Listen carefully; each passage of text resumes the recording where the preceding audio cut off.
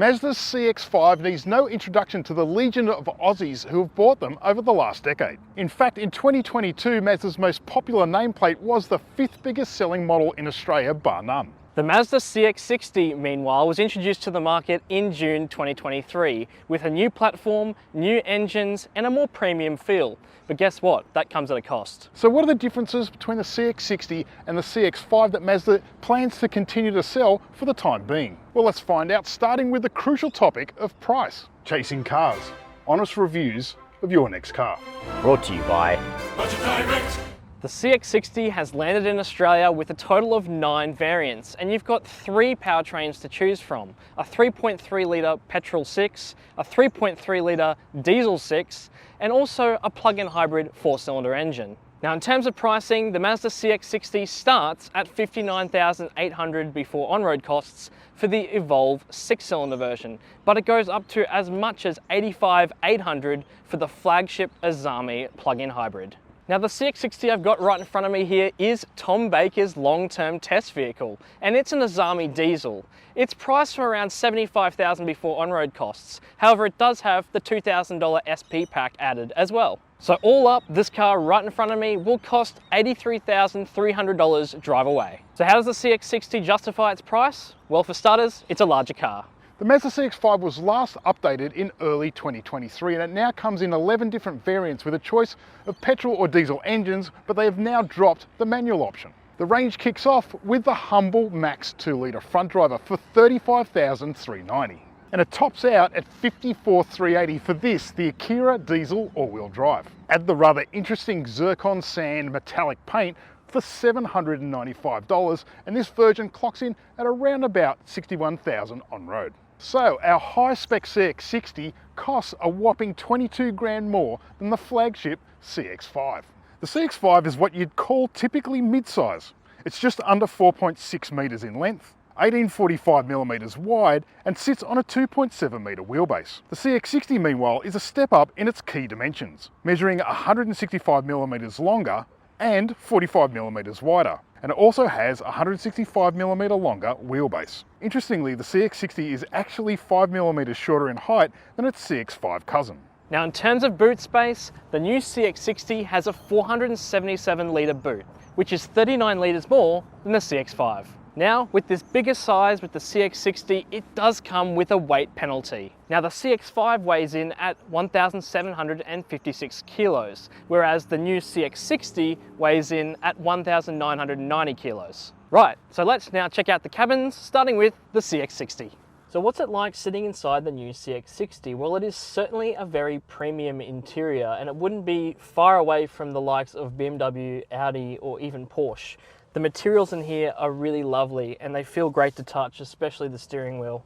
Now, this has the SP package on it for an extra $2,000, and that gives you this lovely tan interior with this kind of cool suede material up here that kind of feels like a cow. Now, these seats are really comfortable too. They're electric, they've got ventilation and heating. It's all happening with these seats. They are very comfortable and they do the job quite well, especially on long commutes. I've done some long driving in this car so far and it's been really great.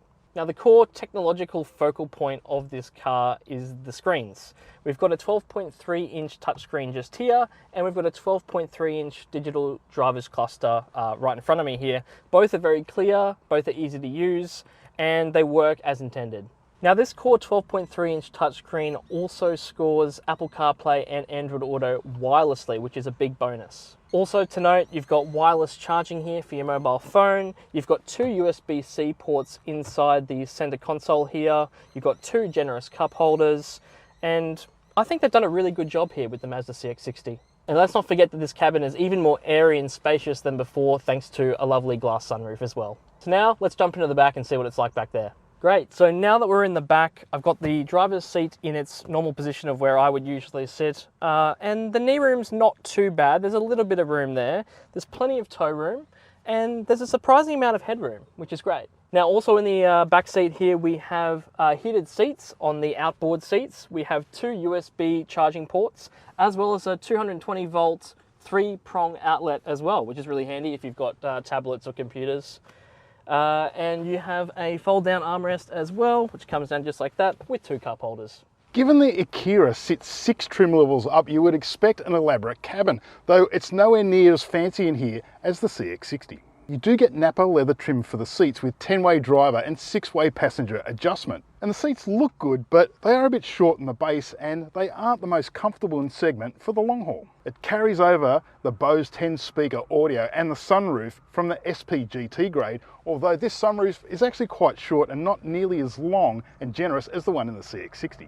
You do get nice stuff like ventilation in the front seat and heating across both rows, as well as a 360-degree camera.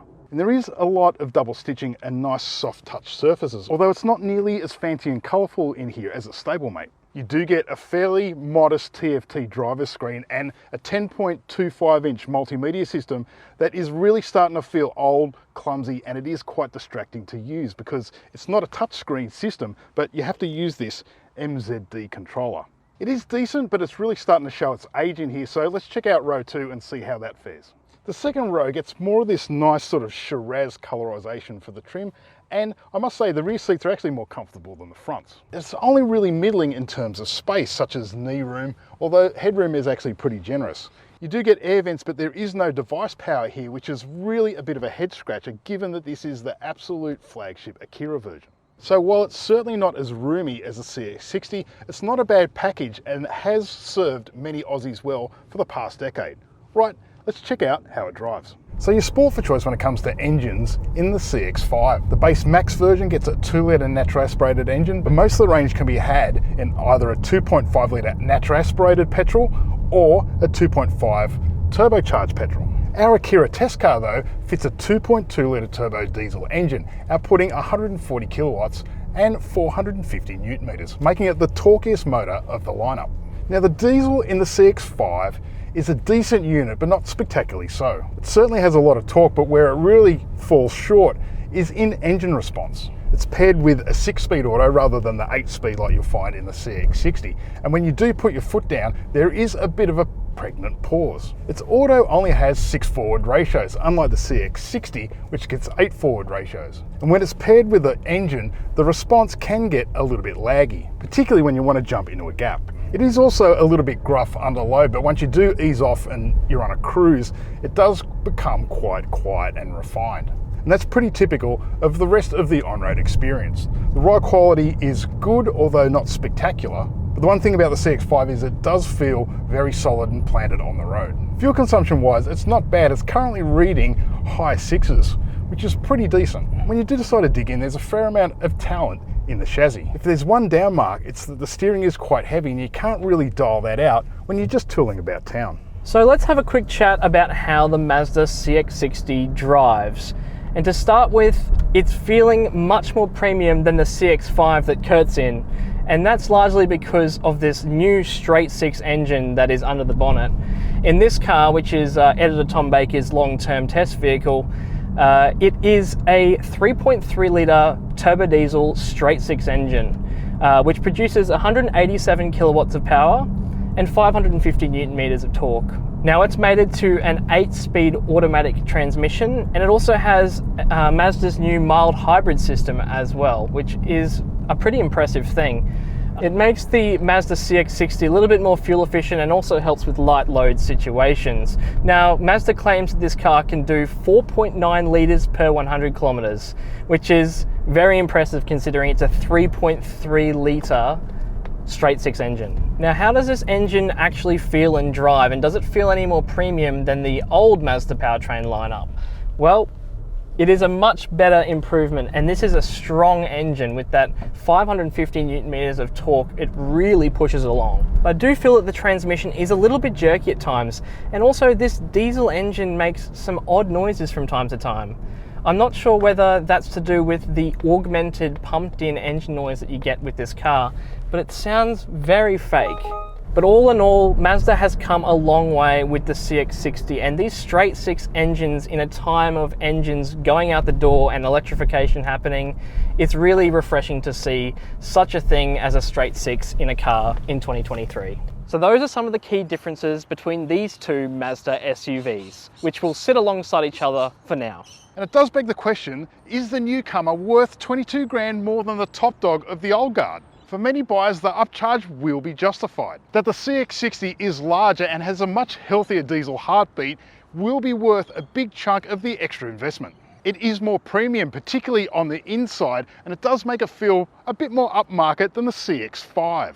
Also worth considering is that the CX-60 does feel a lot fresher than the CX-5, which is by now getting a bit long in the tooth. However, the CX-5 in many ways is still the mainstream mid-size SUV benchmark. And although it's not the freshest, fanciest or most spacious family hauler, the CX-5 still stacks up as a compelling proposition. So that's what we think, but how about you? Put your thoughts in the comments below. Don't forget to subscribe while you're at it, and as always, thanks for watching Chasing Cars.